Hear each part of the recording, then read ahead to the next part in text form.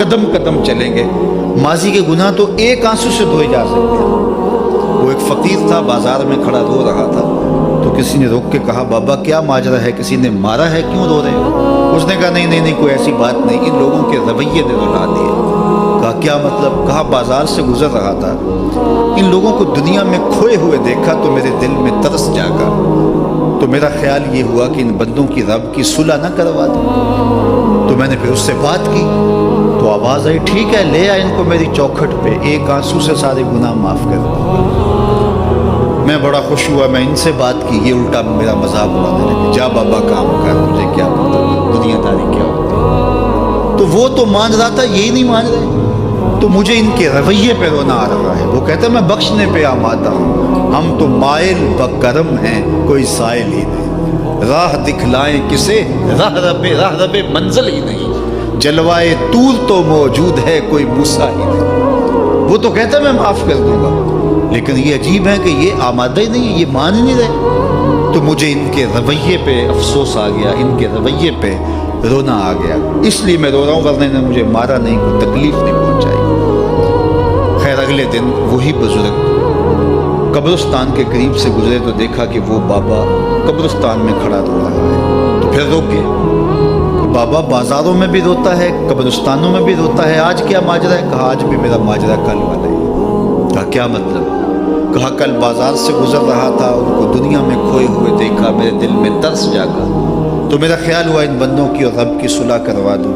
تو وہ تو مان رہا تھا، وہ بندے ہی نہ مانے، تو آج میں ادھر آ گیا۔ میں نے کہا چلو ان سے بات کرتے ہیں۔ آج میرا خیال یہ ہوا کہ قبرستان والوں کی اور رب کی صلح کروا دوں۔ تو کہا پھر آج کیا بنا؟ کہا آج یہ مان گئے ہیں، وہ نہیں مانتا۔ تو صاحبو آج وہ مان رہا ہے، آج ہم مان رہے ہیں۔ میں نے کتب میں پڑھا ہے کل قیامت کے دن نیکوکار بھی پچھتائیں گے۔ بدکاروں کا پچھتانا تو سمجھ میں آتا ہے، نیکوکار کیوں پچھتائیں گے؟ جب اپنے اچھے اعمال کی جزا دیکھیں گے تو پچھتائیں گے، جو چند لمحے ضائع کر دیے وہ بھی کیوں ضائع کر دیے۔ قیمتی زندگی ہے، یہ ٹوٹتی سانسیں، ان کی قدر کیجیے۔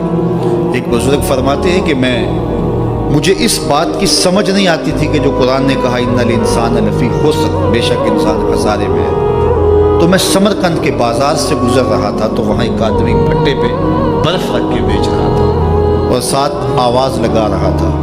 آج کل تو یہاں وہ پاپڑ بیچنے والے بھی کوئی آواز لگاتے، تو وہ برف کے اوپر، برف پھٹے کے اوپر رکھ کے بیچ رہا تھا اور ساتھ آواز لگا رہا تھا۔ آواز کیا تھی؟ ارحمو ارحمو الا من یذوب راس مالہ، او گزرنے والوں میرے پہ ترس کھاؤ، میں ایسا تاجر ہوں جس کا راس المال پگھلتا جا رہا ہے۔ چونکہ یہ جو برف ہے ایسا سودا ہے جو گاہک کا انتظار نہیں کرتا۔ آپ کپڑا بیچتے ہیں، آج گاہک نہیں آیا، ہو سکتا ہے کل دعا نے مہنگا بیچ لیں۔ آپ پیٹرول بیچتے ہیں، ہو سکتا ہے کہ کل پڑا 6 روپے اوپر چلا جائے، آپ کا لاکھوں کروڑوں کا فائدہ ہو جائے۔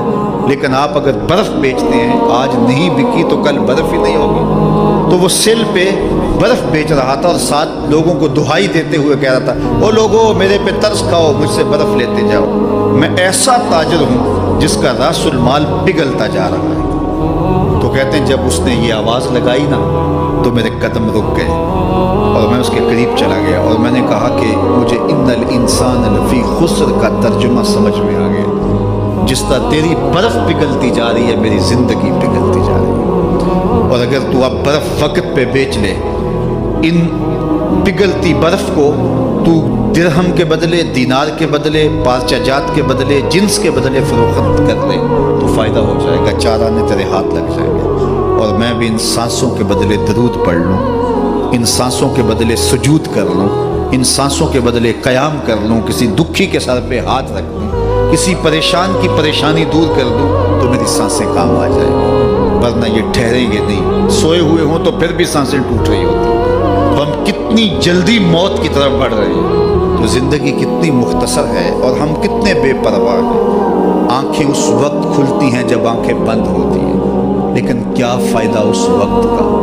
آج کا پچھتاوا کل کی بہتری کی ضمانت ہے، اور آج کے پچھتاوے سے کل کی زندگی کی خوبصورتی نصیب ہو سکتی ہے۔ اس لیے یہ ڈھلتا ہوا سورج، یہ دیکھیں ابھی جب داخل ہوئے تھے تو سورج ابھی سر پہ تھا، لیکن اب سورج درد غروب سے زرد ہو چکا ہوگا اور چند لمحوں کے بعد وہ نگاہوں سے اوجھل ہوگا۔ میاں صاحب بھی بولے کہ زندگی تیری جو ہے ڈوبتے سورج کی طرح ہے، ڈیگرتے دن گیا محمد اوڑک نو ڈوب جانا۔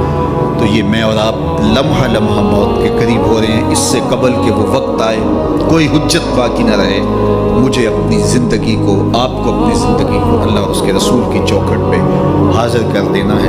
ہمارے میزبان محترم نے کہا والدہ ماجدہ کی بابت، تو آج ان کے اصال ثواب کے لیے میں اور آپ جمع ہیں۔ ایک وقت ہمارے اوپر بھی آنے والا ہے کہ لوگ ہمارے لیے جمع ہوئے۔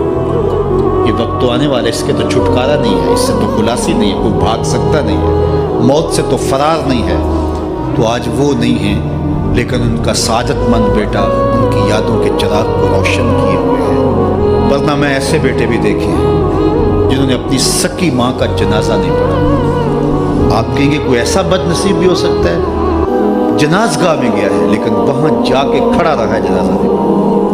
آپ کہیں گے کہ ایسا بد نصیب؟ میں نے کہا ایسے بد نصیب آپ نے بھی دیکھے ہوں گے۔ یہ کون سے بد نصیب ہیں؟ یہ وہ بد نصیب ہیں جنہیں جنازہ آتا نہیں، ساری زندگی لوگوں سے فراڈ کرتے ہیں، اور جب اپنی ماں مر جاتی ہے، اپنا باپ فوت ہو جاتا ہے، تو یہ فراڈ پھر وہ اپنی ماں سے بھی کرتے ہیں، اپنے باپ سے بھی کرتے ہیں۔ مجھے بتاؤ کتنا بد نصیب ہے وہ بیٹا کہ جو اپنی ماں سے، اور وہ بھی مرنے کے بعد فراڈ کر رہا ہے، اور اپنے باپ سے وہ بھی مرنے کے بعد فراڈ کر رہا ہے۔ اور کتنا خوش نصیب بیٹا ہے کہ جو روزانہ اپنی ماں کے لیے دعا کرتا ہے۔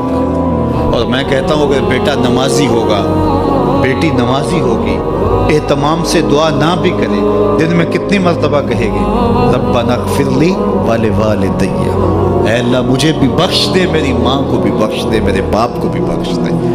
اور جب بندے ہاتھ اٹھا کے دعا مانگتے ہیں اللہ خالی ان ربکم حیی کریم یستحیی من عبدہ اذا رفع یدیہ ان یردہما صفرا، تمہارا رب حیا کرنے والا سخی ہے، کریم ہے۔ بندے جب اس کے سامنے ہاتھ اٹھا کے دعا مانگتے ہیں، اللہ فرماتا ہے مجھے شرم آتی ہے ان کے اٹھے ہوئے ہاتھ خالی کیسے۔